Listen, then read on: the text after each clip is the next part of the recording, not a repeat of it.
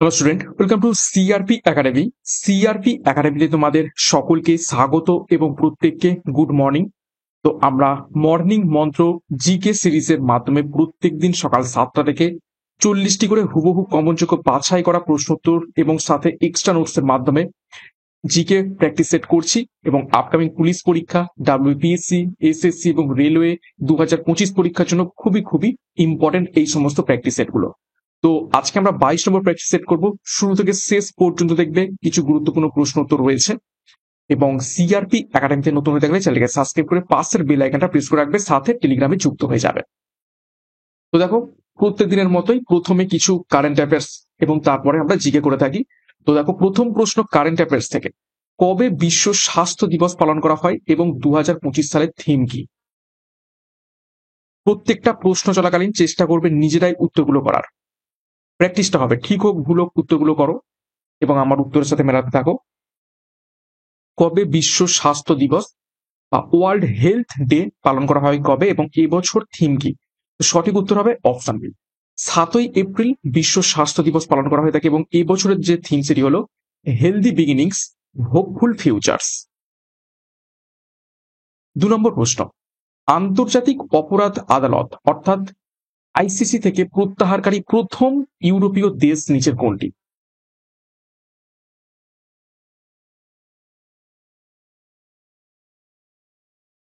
নিচের কোন দেশ আইসিসি থেকে প্রত্যাহার করে নিয়েছে? সঠিক উত্তর হবে অপশন সি, হাঙ্গেরি। 3 নম্বর প্রশ্ন, সম্প্রতি কোনটি পশ্চিমবঙ্গের চাল হিসাবে জিআই ট্যাগ পেয়েছে? নিচের কোন পশ্চিমবঙ্গের চাল জিওগ্রাফিক ইন্ডিকেশন ট্যাগ পেয়েছে?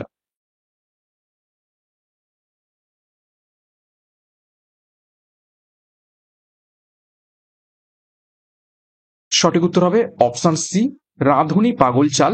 এটি পশ্চিমবঙ্গের একটি চাল যেটি জিআই ট্যাগ পেয়েছে সম্প্রতি। 4 নম্বর প্রশ্ন, এশিয়ান ক্রিকেট কাউন্সিল অর্থাৎ এসিসির নতুন সভাপতি হিসাবে কে নিযুক্ত হয়েছেন?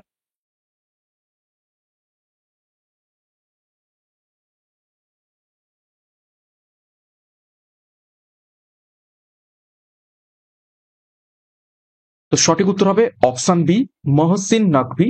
তিনি এসিসির নতুন সভাপতি হিসাবে নিযুক্ত হয়েছেন। নেক্সট গুরুত্বপূর্ণ ঘোষণা, পুলিশ গোল্ডেন ব্যাচ কনস্টেবল পরীক্ষাকে লক্ষ্য করে নেক্সট অ্যাডমিশন চলছে নেক্সট ব্যাচের এবং নেক্সট ব্যাচ 10ই এপ্রিল থেকে শুরু হবে। সাথে আমাদের ডবল স্টার খাকি ব্যাচের অ্যাডমিশন এখনো চলছে, যারা যুক্ত হতে চাও তারা যুক্ত হয়ে যাও। এবং 80টি প্র্যাকটিস সেট সারাদিন যারা প্রশ্ন উত্তর সহ প্র্যাকটিস ব্যাচ লঞ্চ করা হয়েছে, এই ব্যাচটি শুরু হবে 15ই এপ্রিল থেকে। এছাড়া রেলওয়ে ফুল ব্যাচ কোর্স রয়েছে রেলওয়ে পরীক্ষাকে লক্ষ্য করে, যেখানে তোমরা সম্পূর্ণ পরীক্ষার সিলেবাস এবং এক্সাম প্যাটার্ন অনুযায়ী প্রত্যেকটা বিষয়ের সম্পূর্ণ ডেসক্রিপটিভ প্যাটার্নের থিওরি প্রশ্নোত্তরের মাধ্যমে ক্লাস পাবে। প্রত্যেকটা ব্যাচ কোর্সেই সেম। তো 9647553612 নাম্বারে যোগাযোগ করো, বিস্তারিত ডিসক্রিপশন বক্সে পেয়ে যাবে। পরীক্ষার সেরা প্রস্তুতি এখান থেকে নিতে পারবে। নেক্সট দেখো 5 নম্বর প্রশ্ন, নিম্নলিখিত কোন ক্ষেত্রে সাবিত্রীবাই ফুলের অবদান অত্যন্ত প্রশংসিত?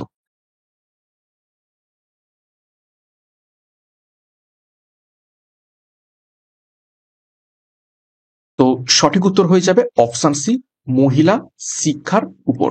সাবিত্রীবাই ফুলেকে কি বলা হয় থাকে? ভারতের প্রথম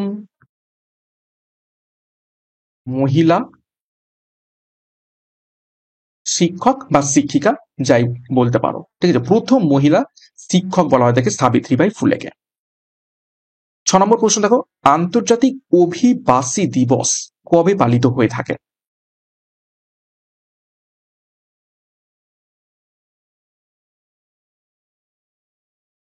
সঠিক উত্তর হবে অপশন সি, 18ই ডিসেম্বর আন্তর্জাতিক অভিবাসী দিবস পালিত হয়ে থাকে। দেখো ডিটেলসে, প্রবাসী শ্রমিক এবং তার পরিবারের সদস্যদের অধিকার রক্ষার জন্য এই দিবস পালন করা হয়। বিশ্বে প্রবাসীর সংখ্যা বৃদ্ধি এবং তাদের ব্যাপক উপস্থিতিকে বিবেচনা করে 2000 সালের ডিসেম্বরে জাতিসংঘের সাধারণ পরিষদ 18ই ডিসেম্বরকে আন্তর্জাতিক অভিবাসী দিবস হিসাবে ঘোষণা করেছে।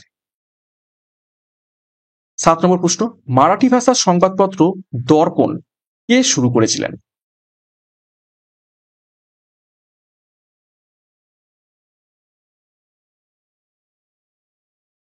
সঠিক উত্তর হবে অপশানে বালশাস্ত্রী জাম্ভেকর এই মারাঠি ভাষা সংবাদপত্র দর্পণ শুরু করেছিলেন। দেখো ডিটেলসে, বালশাস্ত্রী জাম্ভেকর মারাঠি সাংবাদিকতার জনক হিসাবে পরিচিত। 1840 সালে তিনি দিগদর্শন শুরু করেছিলেন। তিনি বোম্বাই নেটিভ জেনারেল লাইব্রেরির ভিত্তি প্রস্তর স্থাপন করেন এবং তিনি এলফিনস্টন কলেজের হিন্দি ভাষার প্রথম অধ্যাপক ছিলেন। নেক্সট দেখো 8 নম্বর প্রশ্ন, ভারতের কোন রাজ্যে ফ্লেমিঙ্গো উৎসব পালিত হয়? এটাকে ভিভিআই করবে, বেশ কয়েকবার পরীক্ষাতে এসেছে।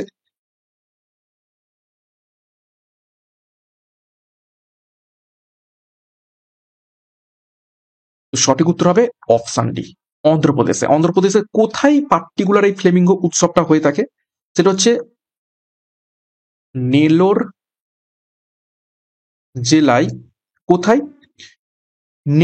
নেল্লাপাট্টু যে পাখি অভয়ারণ্য রয়েছে, ঠিক আছে, নেল্লাপাট্টু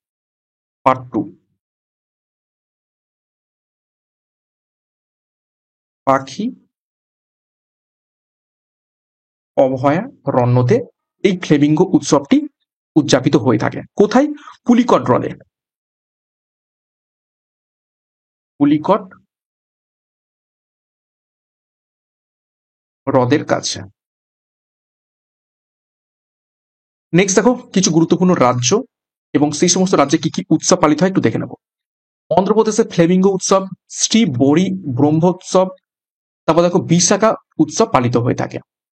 কর্ণাটকে কাম্বালা উৎসব, কারাকা উৎসব, মহামস্তকাভিষেক উৎসব, বৈরামুদি ব্রহ্মোৎসব এগুলো পালিত হয়ে থাকে কর্ণাটকে। তামিলনাড়ুতে পোঙ্গাল, পুথান্ডু উৎসব, চাপরাম উৎসব এবং মহামহম উৎসব। কেরালাতে ওনাম, মাক্কারালা ভিকাল্লু উৎসব, বিশু উৎসব এবং থিয়াম উৎসব পালিত হয়ে থাকে। তো ভালোভাবে দেখবে এই লিস্টটা, এই এক্সট্রা নোটসগুলো কিন্তু ভালোভাবে দেখবে, যেখান থেকে প্রশ্ন আসার চান্স রয়েছে। নেক্সট দেখো 9 নম্বর প্রশ্ন, বিশ্ববিখ্যাত হ্যারি পটার সিরিজের লেখক নিচের কোন ব্যক্তি?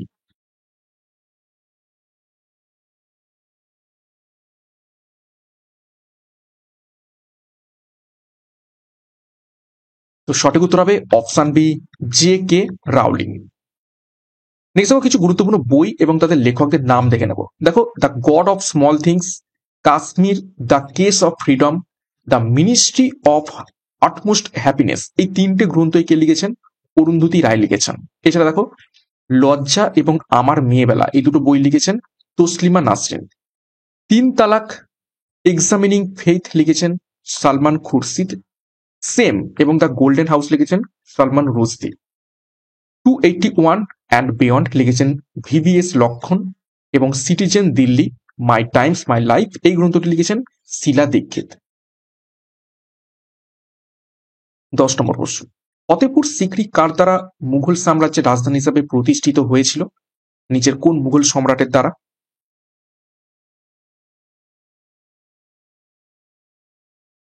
তো সঠিক উত্তর হয়ে যাবে অপশনটি আকবরের দ্বারা। ওকে, নেক্সট একটু কিছু গুরুত্বপূর্ণ তথ্য আমরা দেখে নেব মুঘল সাম্রাজ্য সম্পর্কে। দেখো মহান মুঘল রাজবংশ 1526 সালে বাবর দ্বারা প্রতিষ্ঠিত হয়েছিল। 1526 সালে বাবর এবং ইব্রাহিম লোদির মধ্যে পানিপথের প্রথম যুদ্ধ সংঘটিত হয় এবং যেখানে বাবর জয়লাভ করে এবং মুঘল সাম্রাজ্যের প্রতিষ্ঠা করে।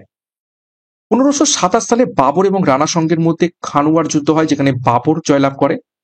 1528 সালে বাবর এবং মেদিনী রায়ের মধ্যে চান্দেরির যুদ্ধ হয়, যেখানে বাবর জয়লাভ করে। এবং 1529 সালে বাবর এবং মেহমুদ লোদির মধ্যে ঘরঘোড়ার যুদ্ধ হয়, যেখানে বাবর আবারও জয়লাভ করে। তো খুবই গুরুত্বপূর্ণ তথ্য, বাবরের জীবনের 4খানা গুরুত্বপূর্ণ যুদ্ধ সম্পর্কে আমরা তথ্য এখান থেকে জেনে নিলাম। 11 নম্বর প্রশ্ন, সমুদ্রগুপ্তের রাজদরবারের সভাকবি কে ছিলেন?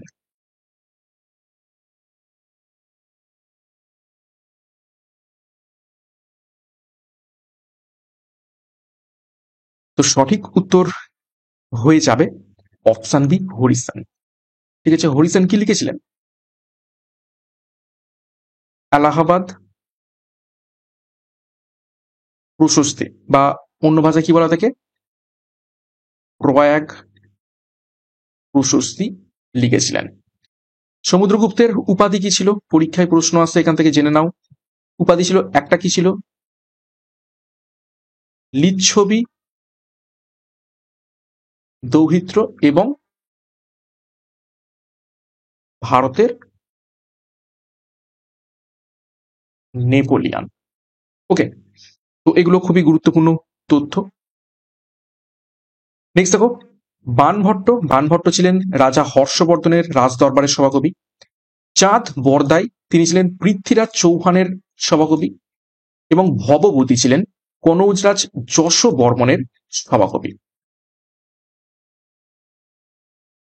12 নম্বর প্রশ্ন, দয়ানন্দ সরস্বতী নিম্নলিখিত কোন সংগঠনের প্রতিষ্ঠাতা ছিলেন?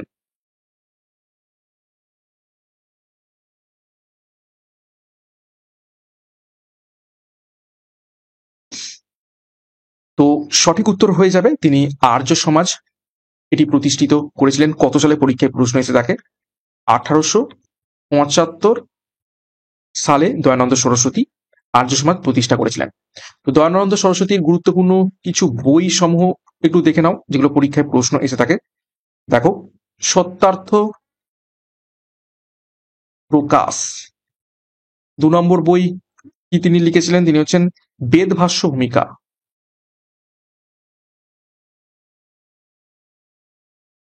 ওকে, 3 নম্বরে আর কি বই লিখেছেন তিনি? বেদভাষ্য। এবং তার গুরুত্বপূর্ণ উক্তি কি ছিল? Go back to Vedas. ঠিক আছে, গো ব্যাক টু ভেদাস ছিল এই দয়ানন্দ সরস্বতীর গুরুত্বপূর্ণ উক্তি, বা বেদে ফিরে যাও। দেখো, কিছু গুরুত্বপূর্ণ মিশন এবং তাদের প্রতিষ্ঠাতার নাম দেখে নেব। ব্রাহ্ম সমাজ প্রতিষ্ঠা করেন রাজা রামমোহন রায়। চিন্ময় মিশন প্রতিষ্ঠা করেন চিন্ময়ানন্দ সরস্বতী। প্রার্থনা সমাজ প্রতিষ্ঠা করেন আত্মারাম পাণ্ডুরঙ্গ।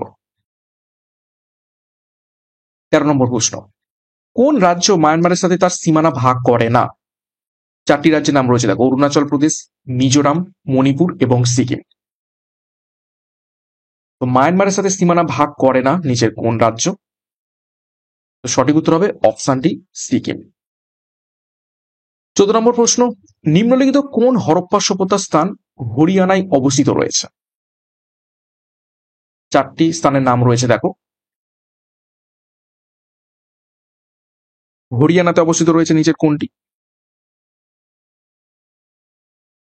তো সঠিক উত্তর হবে অপশন এ, রাখিগড়ি। ধোলাবিরা এবং লোথাল অবস্থিত রয়েছে কোথায়? গুজরাটে। কালীবঙ্গান অবস্থিত কোথায় অবস্থিত রয়েছে? রাজস্থানে। দেখো, কিছু গুরুত্বপূর্ণ হরপ্পা সভ্যতার স্থান, তাদের অবস্থান এবং কোন নদীর তীরে অবস্থিত একটু দেখে নাও। হরপ্পা অবস্থিত রয়েছে সাহিওয়াল, পাঞ্জাব, পাকিস্তানে রবি নদীর তীরে। মহেঞ্জোদারো অবস্থিত রয়েছে লারকানা প্রদেশে, সিন্ধু, যেটা অ্যাকচুয়ালি সিন্ধু প্রদেশ, পাকিস্তানে সিন্ধু নদীর তীরে। চানুধারো অবস্থিত রয়েছে নবাবশাহ সিন্ধু প্রদেশে এবং কোন নদীর তীরে? সিন্ধু নদীর তীরে। লোথাল অবস্থিত রয়েছে আহমেদাবাদ শহরে, গুজরাটে, ভোগা নদীর তীরে। কালীবঙ্গান অবস্থিত রয়েছে হনুমানগড় জায়গায়, রাজস্থানে, ঘাগর নদীর তীরে। বানাওয়ালি ফতেহাবাদ শহরে, হরিয়ানাতে অবস্থিত, ঘাগর নদীর তীরে। ধোলাবিরা অবস্থিত রয়েছে কচ্ছ জেলাতে বা শহরে, গুজরাটে, লুনি নদীর তীরে। ভালো করে লিস্টটা দেখে নেবে। নেক্সট দেখো, 15 নম্বর প্রশ্ন, নিচের কোনটি হরপ্পান শহর ছিল না? দেখো, 4টি স্থানের নাম দেওয়া রয়েছে, তো কোনটা হরপ্পান শহর ছিল না? তো সঠিক উত্তর হবে অপশন সি, মেহেরগড়। মেহেরগড় হরপ্পা সভ্যতার কোন শহর ছিল না, বরং মেহেরগড় হরপ্পা সভ্যতার প্রাচীন একটা সভ্যতা ছিল। এবং এখান থেকে পরীক্ষায় প্রশ্ন আসে যে ভারতীয় উপমহাদেশের প্রথম ধান চাষের নিদর্শন কোথায় পাওয়া যায়? এই মেহেরগড়ে পাওয়া যায়। মেহেরগড় সম্পর্কে এই প্রশ্নটা পরীক্ষাতে বারবার এসেছে, যে ভারতীয় উপমহাদেশে প্রথম ধান চাষের নিদর্শন কোথায় পাওয়া যায়? সেটা হচ্ছে মেহেরগড়ে পাওয়া যায়। 16 নম্বর প্রশ্ন দেখো, অন্নদা মঙ্গল কাব্য কে রচনা করেন?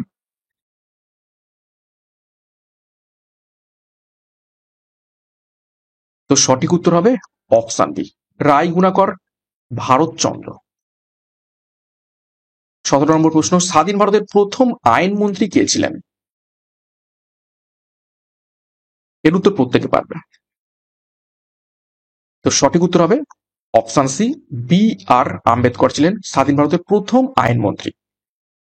দেখো, আম্বেদকর সম্পর্কে একটু তথ্য দেখে নেব। তিনি 1891 সালে 14 এপ্রিল জন্মগ্রহণ করেন। তার 131তম জন্মবার্ষিকী এই বছরে সারা দেশে পালিত হয়েছে জাস্ট কিছুদিন আগেই। ডক্টর বি আর আম্বেদকর খসড়া কমিটির চেয়ারম্যান ছিলেন, যেটি 1949 সালে ভারতীয় সংবিধানের চূড়ান্ত খসড়া পেশ করেছিল। তিনি মরণোত্তর 1990 সালে ভারতের সর্বোচ্চ অসামরিক সম্মান ভারতরত্ন তিনি পান। এবং বর্তমানে আমাদের আইনমন্ত্রী কে রয়েছেন সেটাও দেখে নাও। দেখো, অর্জুন রাম মেঘওয়াল বর্তমানে ভারতের আইন ও বিচার বিভাগের ক্যাবিনেট মন্ত্রী। তো খুবই গুরুত্বপূর্ণ তথ্য দেখলাম।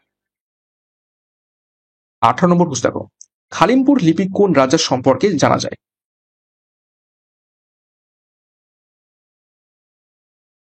তো সঠিক উত্তর মিলিয়ে নাও, অপশন সি, দেবপাল।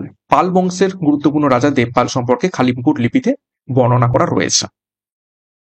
দেখো, কিছু গুরুত্বপূর্ণ লিপি প্রশস্তি এবং যার সম্বন্ধে জানা যায় একটু দেখে নিই। দেওপাড়া প্রশস্তি, সেখান থেকে বিজয় সেন সম্পর্কে আমরা জানতে পারি। হরহ লিপি থেকে ঈশান বর্মা সম্পর্কে জানতে পারি। মান্দসর প্রশস্তি থেকে আমরা যশবর্ধন সম্পর্কে জানতে পারি। কাশ্যাকুদি প্রশস্তি থেকে মহেন্দ্র বর্মনের সম্পর্কে জানতে পারি। এবং ব্রাহ্মী লিপি থেকে আমরা অশোক সম্পর্কে জানতে পারি। 19 নম্বর প্রশ্ন দেখো, যেসব উদ্ভিদ মরু অঞ্চলে জন্মায় তাদের কি বলা হয়ে থাকে? সঠিক উত্তর করার চেষ্টা করবে। যেসব উদ্ভিদ মরু অঞ্চলে জন্মায় তাদের কি বলা হয়? তো সঠিক উত্তর অপশন বি, জিরোফাইট বলা হয়ে থাকে। দেখো, বাকি যে অপশনগুলো রয়েছে লিথোফাইটস, মেসোফাইটস এবং ক্রাইসোফাইটস, তাদের ব্যাপারে একটু দেখে নিই। দেখো, লিথোফাইটস কি? দেখো, পাথর শিলা বা এদের ফাটলে জন্মানো যে সমস্ত উদ্ভিদ তারাই হচ্ছে লিথোফাইটস। লিথোফাইটস এর উদাহরণ হলো, দেখো, ট্যাপিওপিডিলাম অর্কিড, ফার্ন, অনেক ধরনের শ্যাওলা এবং লিভারওয়েটস। তারপর দেখো, মেসোফাইটস দ্বারা, মেসোফাইটস হলো স্থলজ উদ্ভিদ যারা নির্দিষ্টভাবে কোনো শুষ্ক বা দেখো নির্দিষ্টভাবে না শুষ্ক আর না আর্দ্র পরিবেশের জন্য অভিযোজিত, অর্থাৎ মূলত স্থলজ উদ্ভিদকে আমরা মেসোফাইটস বলে থাকি। মেসোফাইটস আর্দ্র এবং শুকনো মাটি পছন্দ করে, অর্থাৎ না শুষ্ক না আর্দ্র, অর্থাৎ দুটোই পছন্দ করে। এবং অধিকাংশ যে সমস্ত শস্য উদ্ভিদ যেগুলো আমরা দেখে থাকি সকলেই কি মেসোফাইটস এর অন্তর্গত।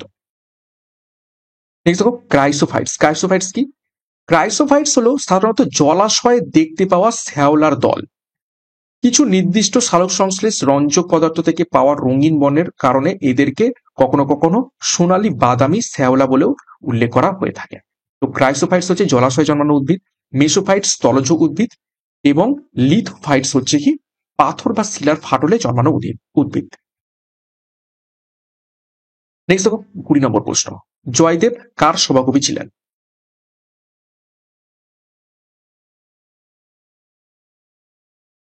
তো সঠিক উত্তর হয়ে যাবে, এখান থেকে দেখে নাও, অপশন এ, লক্ষণ সেন। জয়দেব কি লেখেন গুরুত্বপূর্ণ? গীত গোবিন্দম।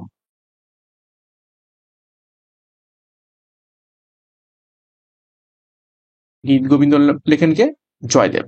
লক্ষণ সেনের আরেক সভাকবি ছিলেন, তিনি কে? উমাপতি ধর। নেক্সট দেখো, 21 নম্বর প্রশ্ন, ইস্ট ইন্ডিয়া অ্যাসোসিয়েশন কে প্রতিষ্ঠা করেন? নিচের কোন ব্যক্তি?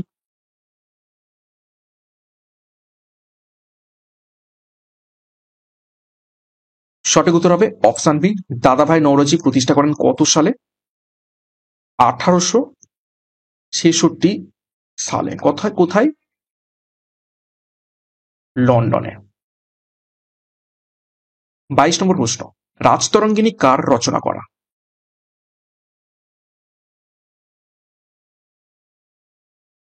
বিখ্যাত ঐতিহাসিক গ্রন্থ রাজতরঙ্গিনী। তো সঠিক উত্তর হবে অপশনটি কলহন। পরীক্ষায় প্রশ্ন আছে, রাজতরঙ্গিনী থেকে আমরা কি জানতে পারি? কাশ্মীরের ইতিহাস জানতে পারি আমরা কোথা থেকে? এই কলহনের রচিত রাজতরঙ্গিনী থেকে। পাণিনির লেখা গুরুত্বপূর্ণ বই কি? অষ্টাধ্যায়ী। সন্ধ্যাকর নন্দীর গুরুত্বপূর্ণ বই রামচরিতম। বিশাখা দত্তের গুরুত্বপূর্ণ বই মুদ্রা রাক্ষস, এবং আরেকটা রয়েছে দেবী চন্দ্রগুপ্তম। ওকে, নেক্সট দেখো কিছু গুরুত্বপূর্ণ বই এবং তাদের লেখক ব্যাপারে দেখে নেব। স্বপ্ন বাসব দত্তা লেখেন ভাস, রাজতরঙ্গিনী লিখেছেন কলহন, মৃচ্ছক টিকম লিখেছেন শূদ্রক, ডিভাইন কমেডি লিখেছে দান্তে, সত্যার্থ প্রকাশ লিখেছেন স্বামী দয়ানন্দ সরস্বতী, এবং লাইফ ডিভাইন লিখেছেন অরবিন্দ ঘোষ। নেক্সট দেখো 23 নম্বর প্রশ্ন। মহাত্মা গান্ধীকে জাতির জনক উপাধি কে প্রদান করেছেন? সঠিক উত্তর করে ফেলো, এটা আশা করছি প্রত্যেকেই পারবে। সঠিক উত্তর হবে অপশানে নেতাজি সুভাষচন্দ্র বোস। 24, মৃচ্ছক টিক কে রচনা করেন? জাস্ট এক্ষুনি দেখলাম। তো সঠিক উত্তর হবে অপশান বি শূদ্রক। ওকে, কালিদাস কি লিখেছেন? অভিজ্ঞান, শকুন্তলম, ব্যাসদেব, মহাভারত, তুলসীদাস, রামচরিত মানস। 25 নম্বর প্রশ্ন। দ্বৈত শাসন ব্যবস্থার বিলোপ সাধন করেন নিচের কোন ব্যক্তি?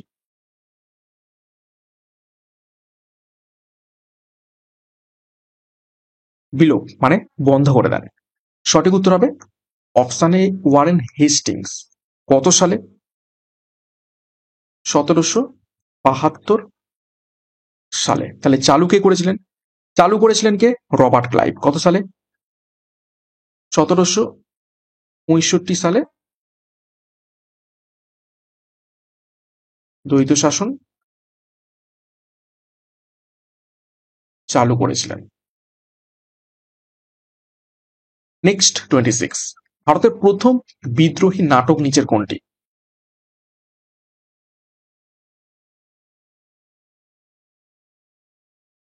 সঠিক উত্তর হবে অপশন সি নীল দর্পণ। কে লেখেন? দীনবন্ধু মিত্র। 27, অ্যাক্রোফোবিয়া বলতে কি সম্পর্কে ভীতি বোঝানো হয়ে থাকে?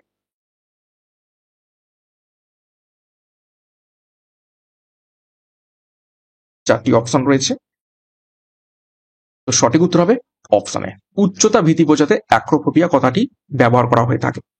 দেখো কিছু গুরুত্বপূর্ণ ভীতি বা ভয় এবং সেগুলোর বৈজ্ঞানিক কি নাম সেগুলো দেখে নেব। অন্ধকারের ভীতিকে বলা হয়ে থাকে অ্যাক্লুওফোবিয়া, কুকুরের ভয়কে বলা হয়ে থাকে সাইনোফোবিয়া, বিড়ালের ভয়কে বলা হয় এলুরোফোবিয়া, কম্পিউটারের ভীতিকে বলা হয়ে থাকে সাইবার ফোবিয়া, মানুষ থেকে ভয়কে বলা হয়ে থাকে অ্যান্থ্রোফোবিয়া, মাকড়সার ভয়কে বলা থাকে আরাকনোফোবিয়া, ব্যথার ভয়কে বলা থাকে অ্যালগোফোবিয়া। নেক্সট দেখো 28 নম্বর প্রশ্ন। বিক্রমাদিত্য কার উপাধি?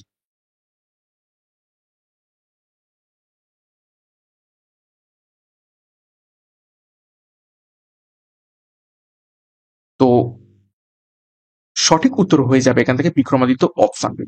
দ্বিতীয় চন্দ্রগুপ্তের উপাধি হয়ে যাবে বিক্রমাদিত্য। দেখো কিছু গুরুত্বপূর্ণ ঐতিহাসিক রাজা এবং তাদের কি কি উপাধি ছিল একটু দেখে নেব। অশোকের উপাধি ছিল প্রিয়দর্শী এবং দেবনাং প্রিয়। হর্ষবর্ধনের উপাধি ছিল শিলাদিত্য সকলত্র পথনাথ। বিম্বিসারের উপাধি ছিল শ্রেণিক। বিন্দুসারের উপাধি ছিল অমিত্রাঘাত। অজাতশত্রুর উপাধি ছিল কুনিক। হিউয়েন সাংয়ের উপাধি ছিল ভ্রমণকারী রাজদূত। এবং চন্দ্রগুপ্ত মৌর্যের উপাধি ছিল স্যান্ড্রোকনিস। নেক্সট দেখো 29, কলকাতা মাদ্রাসা প্রতিষ্ঠিত হয় কত সালে?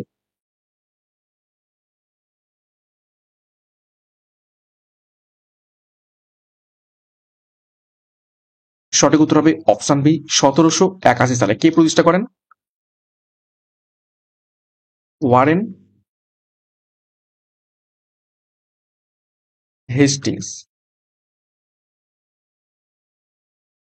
প্রতিষ্ঠা করেন। 30 নম্বর প্রশ্ন, কত খ্রিস্টাব্দে জব চার্নক কলকাতা নগরীর পত্তন করেন?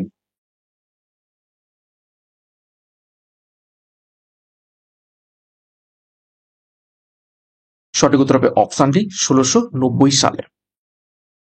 31 নম্বর প্রশ্ন, গৌতম বুদ্ধের মৃত্যু কত খ্রিস্টপূর্বাব্দে?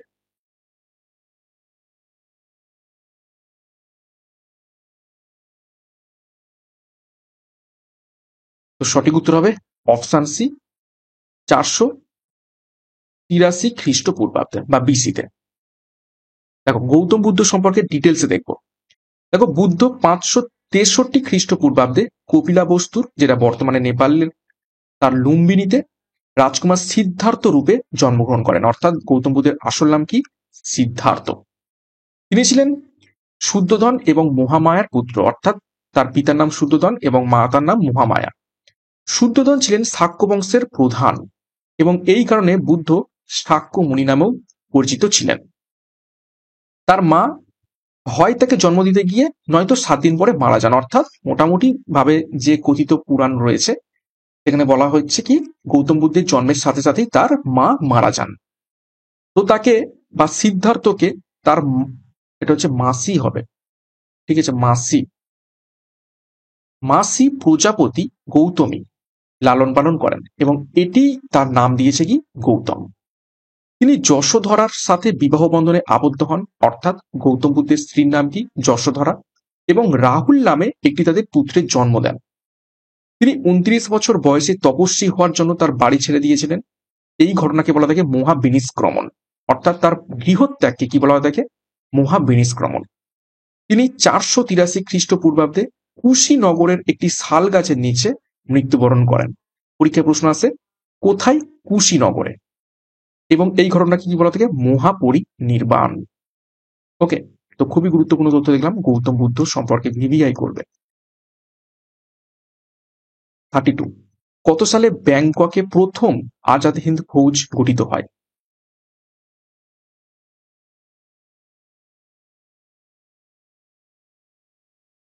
সঠিক উত্তর হবে অপশন বি 1942 সালে। কে প্রতিষ্ঠা করেন? ক্যাপ্টেন মোহন সিং, ঠিক আছে। এবং 1943 সালে নেতাজির হাতে দায়িত্ব তুলে দেন কে?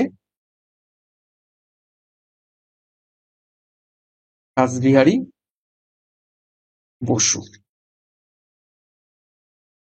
নেক্সট দেখো 33 নম্বর প্রশ্ন, 1938 সালে কংগ্রেসের হরিপুরা অধিবেশনে সভাপতি কে ছিলেন?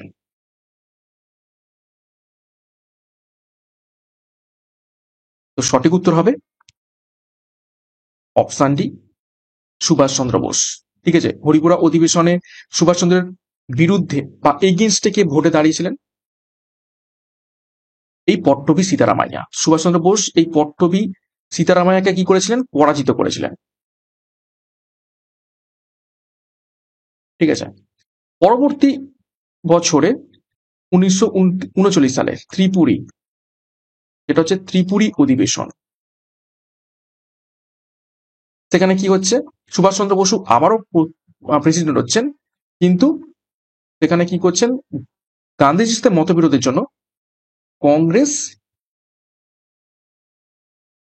ত্যাগ করেন এবং এই 1939 সালে কি তিনি গঠন করেন নিজের দল ফরওয়ার্ড ব্লক তৈরি করেন। ওকে, নেক্সট 34 নম্বর প্রশ্ন, তত্ত্ববোধিনী পত্রিকার সম্পাদক কে ছিলেন?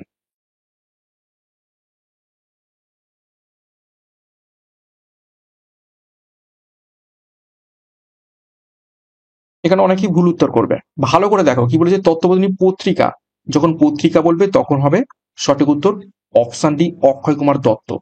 আর যখন বলবে তত্ত্ববোধিনী সভা তখন হবে দেবেন্দ্রনাথ ঠাকুর। তত্ত্ববোধিনী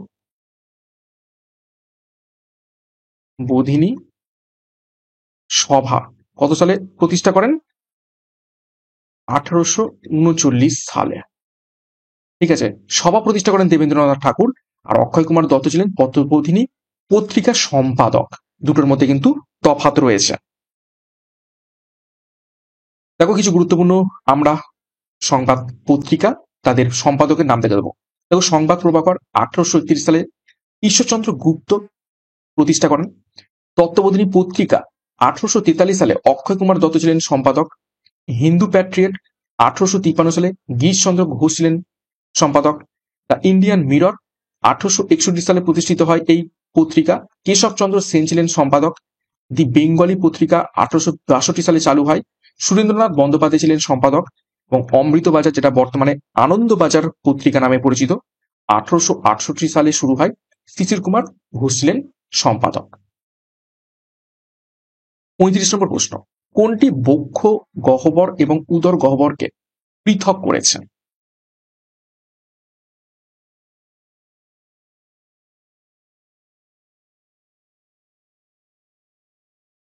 সঠিক উত্তর হবে অপশন ডি, মধ্যচ্ছদা। 36 নম্বর প্রশ্ন, পশ্চিমবঙ্গের কোথায় বাগিচা কৃষি গড়ে উঠেছে? দেখো চারটে অপশন, দার্জিলিং পার্বত্য অঞ্চলে, তরাই অঞ্চলে, উত্তরবঙ্গের হিমালয়ের পাদদেশ অঞ্চলে, নাকি উত্তরবঙ্গের সমভূমি অঞ্চলে?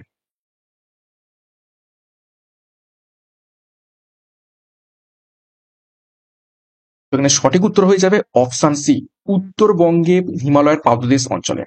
বাগিচা শিল্প কিন্তু শুধুমাত্র দার্জিলিং পার্বত্য অঞ্চলে, দার্জিলিং পার্বত্য অঞ্চলে তো অবশ্যই, তরাই অঞ্চলেও কিন্তু বাগিচা শিল্প দেখতে পাওয়া যায়।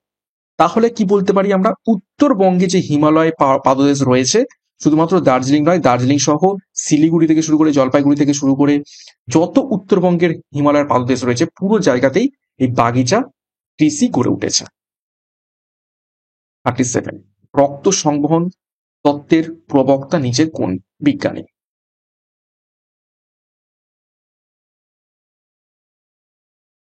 সঠিক উত্তর অপশন বি, উইলিয়াম হার্ভে। দেখো বিভিন্ন গুরুত্বপূর্ণ বৈজ্ঞানিক তত্ত্ব এবং তাদের তাত্ত্বিক কারা দেখে নেবো। দেখো প্রাচীন অনুবর্তন তত্ত্ব দেন প্যাভলক। প্রচেষ্টা এবং ভুলের তত্ত্ব দেন থর্নডাইক। জ্ঞানমূলক বিকাশের তত্ত্ব দেন পিয়াজে। সক্রিয় অনুবর্তনের তত্ত্ব দেন স্কিনার। ভাষা বিকাশের তত্ত্ব দেন হাইটগটস্কি। নৈতিক বিকাশের তত্ত্ব দেন কোহলবার্গ। 38 নম্বর প্রশ্ন, আগ্রা শহরটি কে স্থাপন করেছিলেন?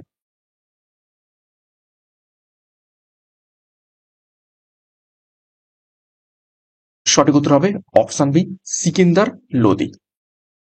39 দেখো, ইন্ডিয়ান রাইস রিসার্চ ইনস্টিটিউটটি কোথায় অবস্থিত রয়েছে? আর ধান গবেষণা কেন্দ্র নিচের কোন স্থানে অবস্থিত রয়েছে? সঠিক উত্তর হবে অপশনে উড়িষ্যার কটক শহরে। দেখো বিভিন্ন গবেষণাগার এবং তাদের অবস্থান দেখে নেব। কেন্দ্রীয় অরণ্য গবেষণাগার দেরাদুনে অবস্থিত। ভারতীয় আবহাওয়া নিরীক্ষণ কেন্দ্র অবস্থিত রয়েছে পুনে এবং দিল্লিতে। বস্ত্র গবেষণাগার কেন্দ্র অবস্থিত রয়েছে পুনেতে। জাতীয় বিমান গবেষণাগার অবস্থিত রয়েছে বেঙ্গালুরুতে। জাতীয় উদ্ভিদ গবেষণাগার অবস্থিত রয়েছে লখনৌতে। দেখো উদ্ভিদ এবং অরণ্য কিন্তু আলাদা, অরণ্য রয়েছে দেরাদুন এবং উদ্ভিদ রয়েছে লখনৌতে। কেন্দ্রীয় চামড়া গবেষণাগার অবস্থিত রয়েছে চেন্নাইতে। কেন্দ্রীয় গম গবেষণাগার অবস্থিত রয়েছে পুসাতে। কেন্দ্রীয় পাট গবেষণাগার অবস্থিত রয়েছে ব্যারাকপুরে। 40 নম্বর প্রশ্ন এবং আজকের শেষ প্রশ্ন, দেখো কথা শরীর সাগর নিচের কোন ব্যক্তির রচনা?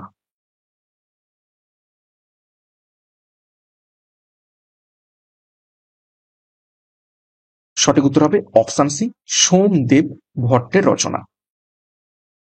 তো এই ছিল গুরুত্বপূর্ণ 40টি প্রশ্ন। তো 40-এর মধ্যে কার কত স্কোর হয়েছে প্রত্যেকে একটু কমেন্ট বক্সে কমেন্ট করবে এবং আজকে ক্লাসের প্রশ্নপত্র কেমন ছিল সেই ব্যাপারে মন্তব্য করবে। তোমাদের লাইক এবং কমেন্ট কিন্তু খুবই খুবই ইম্পর্টেন্ট। যারা যারা ক্লাসটা দেখছো প্রত্যেকে একটা করে লাইক করে দাও এবং প্রত্যেকদিন সকাল 7টা থেকে ক্লাসগুলো ফলো করতে হবে। এখান থেকে অনেক অনেক প্রশ্ন তোমাদের আমি করাবো, ইম্পর্টেন্ট ইম্পর্টেন্ট প্রশ্ন পরীক্ষায় আসার মতো এবং আপকামিং সমস্ত পরীক্ষার জন্য তোমরা এখান থেকে প্রস্তুতি পেয়ে যাবে। শুধু ক্লাসগুলো প্রত্যেকদিন যেমন ভাবে করাচ্ছি ফলো করতে থাকো।